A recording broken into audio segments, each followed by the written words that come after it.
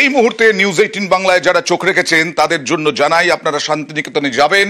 শান্তিনিকেতনে গেলে বিশ্বভারতী আপনাদের জন্য খোলা। রবি ঠাকুরের বিশ্বভারতীতে ঢুকে পর্যটকরা দেখতে পারবেন রবি ঠাকুরের বিশ্বভারতীতে বছরের পর বছর ধরে পর্যটকদের জন্য বন্ধ ছিল দরজা। এমনকি প্রাক্তন উপাচার্য বিদ্যুৎ চক্রবর্তী কোন রকম উদ্যোগ নেননি বলে অভিযোগ এই পর্যটকদের জন্য খোলার জন্য। আর নতুন যিনি উপাচার্য তিনি এই নির্দেশ দিলেন। কথা বলবো প্রতিনিধি ইন্দ্রজিতের সঙ্গে। ইন্দ্রজিৎ, কোন কোন জায়গাগুলো পর্যটকদের জন্য খোলা ছিল এবং খোলা থাকবে?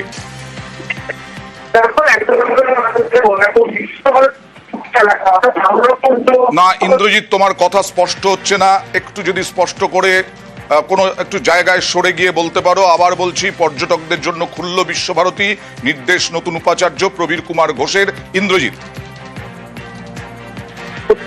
আসামহাট থেকে শুরু করে আম্রপুঞ্জ, গৌর প্রাঙ্গণ, এই সমস্ত জায়গা কিন্তু এতদিন পর্যন্ত অর্থাৎ করোনা কালের আগে এবং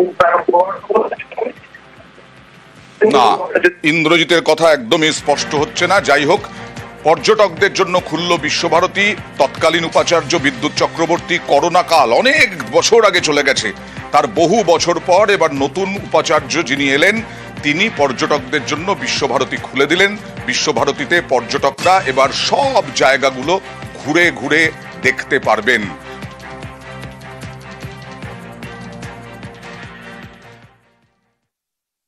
হিস্টোরিক্যাল এটা একটা সাইট, হেরিটেজ, ওয়ার্ল্ড হেরিটেজ যখন আমরা পেয়েছি উপাধি, এটা একটা অবডেন পেয়েছি, তো সেইটা মেনটেন করতে হবে এবং ট্যুরিজমের সঙ্গে লিঙ্ক আপ করতে হবে।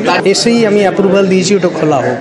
এটা open campus, it has no boundary, so it has some issue, security এসবগুলো। তো we are taking care, we are discussing and we will be taking care ট্যুরিজমকে, কারণ ফ্রি অ্যাক্সেস এইসবগুলো আছে, এগুলো আমাদের ডিসকাশন করছি স্টেটের সঙ্গে। Discussion administration, particularly the local administration is very important to us, so they will take care.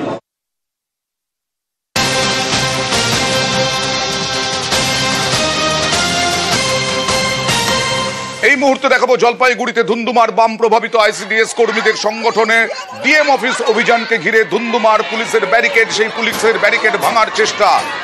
ICDS কর্মী, বাম কর্মী সংগঠন, তাদের অভিযানে উত্তেজনা।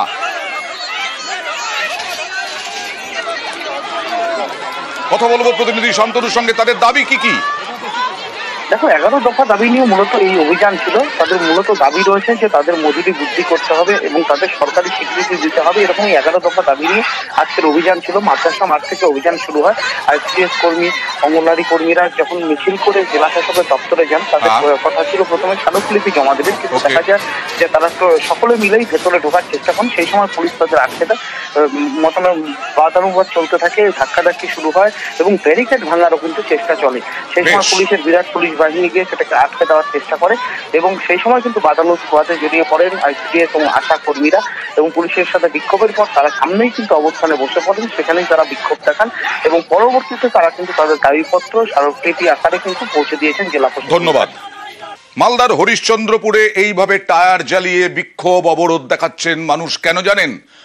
ওখানেও জলকষ্ট, প্রায় 200টি পরিবার জল পাচ্ছে না এই গরমের মধ্যে। কেন কেন পাচ্ছে না, কি অভিযোগ জানবো। প্রায় 200 পরিবার। সেবকের সঙ্গে কথা বলবো। সেবক, কি অবস্থা, কেন জল পাচ্ছেন না? দেখো, গরমের শুরুতেই জলের আকাল মালদাহের হরিশ্চন্দ্রপুরে। মূলত এই এলাকায় পিএইচই বেশ কিছুদিন আগেই পানীয় জলের সরবরাহের জন্য পাইপলাইন বসায়। সেই পাইপলাইন থেকে বাড়ি বাড়ি সংযোগ হওয়ার কথা ছিল, কিন্তু সেই সংযোগের কাজ অসম্পূর্ণ হয়ে রয়েছে। ফলে পাইপলাইন বসলেও মানুষ সুবিধা পাচ্ছেন না। তাদেরকে রাস্তার কলে দীর্ঘক্ষণ দাঁড়িয়ে জল নিতে হচ্ছে এবং সেই জলের গুণমান নিয়ে প্রশ্ন উঠেছে। সব মিলিয়ে পরিশ্রুত জল পেতে গিয়ে সাধারণ মানুষকে প্রতিদিনই নাকাল হতে হচ্ছে। আর এরই প্রতিবাদে ওই এলাকার রাস্তা সংস্কারের কাজ চলছিল হাসপাতালগামী, সেই রাস্তা সংস্কারের কাজ বন্ধ করে দিয়ে। এটা পঞ্চায়েত এলাকা না পুরসভা এলাকা? বিধায়ক তো রয়েছেন বা এই যারা রয়েছেন দায়িত্বে, তারা কি বলছেন? দেখো এখানে পিএইচি এই কাজ করছে, এটা পঞ্চায়েত এলাকা, রাজ্যের প্রতিমন্ত্রী তাজমুল হোসেন তার নিজস্ব বিধানসভা, তার বাড়ির এলাকা, সেখানে এই বিক্ষোভ। পিএইচি বলছে যত দ্রুত সম্ভব কানেকশন দেওয়া হবে প্রয়োজনে। আজকে আন্দোলনের পরে পিএইচি বলেছে কাল থেকেই কাজ শুরু করা হবে বাড়ি বাড়ি সংযোগের। আর মন্ত্রী বলছেন কোথাও কোথাও টেন্ডার হয়েছে, কোথাও কোথাও সমস্যা রয়েছে, দ্রুত সমস্যা মিটিয়ে সমাধান করা হবে। আর স্থানীয় মানুষজন বলছে রাস্তা সংস্কার পরে হোক, আগে জল চাই। অবশ্যই কতদিনের মধ্যে জল আসে? আমরা চাইছি যে বাড়ি বাড়ি ট্যাঙ্কি হোক, কল হোক, জেনে আমাদের বাচ্চাগুলো একটু ভালো থাকে। জল আসছে না, জলের জন্য খুব অসুবিধা। এই সময় জলের খুব অসুবিধা হচ্ছে, আমরা জল চাই। আমাদের বাড়ি বাড়ি জল নেই, সেই জন্য আমরা বিক্ষোভ করছি। জল টাইম মতো আসছে না, বাড়িতে নল দেওয়া হয়নি। 2-3 বছর থেকে বলেছে বাড়িতে নল দিবে, কিন্তু দেওয়া হয়নি আজও পর্যন্ত, যার জন্য আমরা এই বিক্ষোভ করছি। দাবি ছিল বাড়ি বাড়ি হাউস কানেকশন, তার কাজ আগামীকাল থেকেই শুরু হয়ে যাবে। এতদিন কেন বন্ধ ছিল স্যার? এতদিন এখানে হায়ার দেওয়া পাইপ আছে, ডিপার্টমেন্ট থেকে অর্ডার ছিল হায়ার দেওয়া পাইপে ফুটো করা যাবে না, সেই কারণে বন্ধ। টেস্ট হয়ে আছে, সামগ্রিক কোনো অসুবিধা নেই। দরকার হলে আপনারা গিয়ে অফিসের টেস্ট রেজাল্টগুলো দেখে নিতে পারেন। হাইড্রোলিক টেস্টও রয়েছে, কিন্তু বর্তমানে যদি পাইপ ফাটে সেটা 15 দিনে। জলের সমস্যা মেটার জন্য ডিপার্টমেন্ট চেষ্টা করছে, আমরা আমাদের মতো কাজ করছি। ওখানে কোনো আধিকারিক বসে না, ওখানে যারা আছে সকলেই অপারেটর, তারা কন্ট্রাক্টের থ্রু স্যালারি পায়। তাদের কাজ হচ্ছে সময় মতো ওই পাম্প চালানো, বন্ধ করা, সময় মতো মানুষকে জল দেওয়া। সুযোগ থাকে আমাকে লিখিত জানান, তার বিরুদ্ধে প্রয়োজনীয় ব্যবস্থা নেওয়া হবে।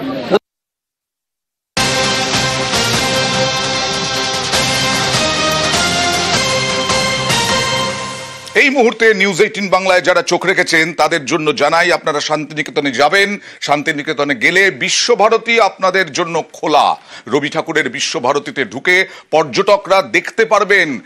রবি ঠাকুরের বিশ্বভারতীতে বছরের পর বছর ধরে পর্যটকদের জন্য বন্ধ ছিল দরজা। এমনকি প্রাক্তন উপাচার্য বিদ্যুৎ চক্রবর্তী কোনো রকম উদ্যোগ নেননি বলে অভিযোগ এই পর্যটকদের জন্য খোলার জন্য। আর নতুন যিনি উপাচার্য তিনি এই নির্দেশ দিলেন। কথা বলবো প্রতিনিধি ইন্দ্রজিতের সঙ্গে। ইন্দ্রজিৎ, কোন কোন জায়গাগুলো পর্যটকদের জন্য খোলা ছিল এবং খোলা থাকবে?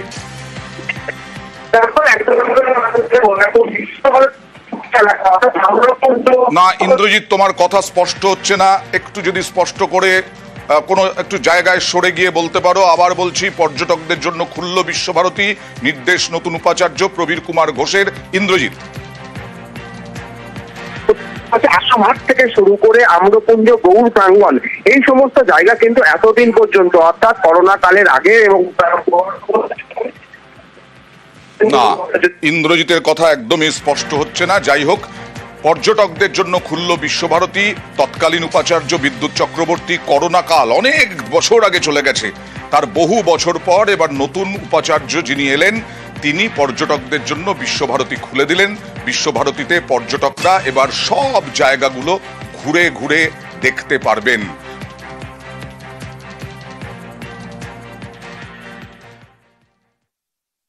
হিস্টোরিক্যাল এটা একটা সাইট, হেরিটেজ, ওয়ার্ল্ড হেরিটেজ যখন আমরা পেয়েছি উপাধি, এটা একটা অবডেন পেয়েছি, তো সেইটা মেনটেন করতে হবে এবং ট্যুরিজমের সঙ্গে লিঙ্ক আপ করতে হবে। এসেই আমি অ্যাপ্রুভাল দিয়েছি ওটা খোলা হোক।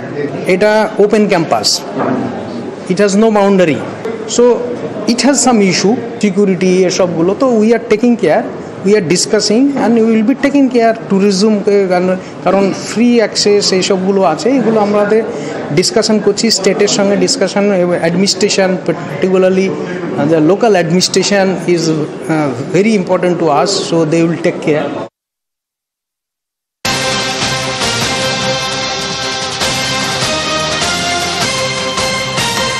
এই মুহূর্তে দেখাবো জলপাইগুড়িতে ধুন্ধুমার বাম প্রভাবিত আইসিডিএস কর্মীদের সংগঠনের ডিএম অফিস অভিযানকে ঘিরে ধুন্ধুমার পুলিশের ব্যারিকেড, সেই পুলিশের ব্যারিকেড ভাঙার চেষ্টা। আইসিডিএস কর্মী, বাম কর্মী সংগঠন, তাদের অভিযানে উত্তেজনা।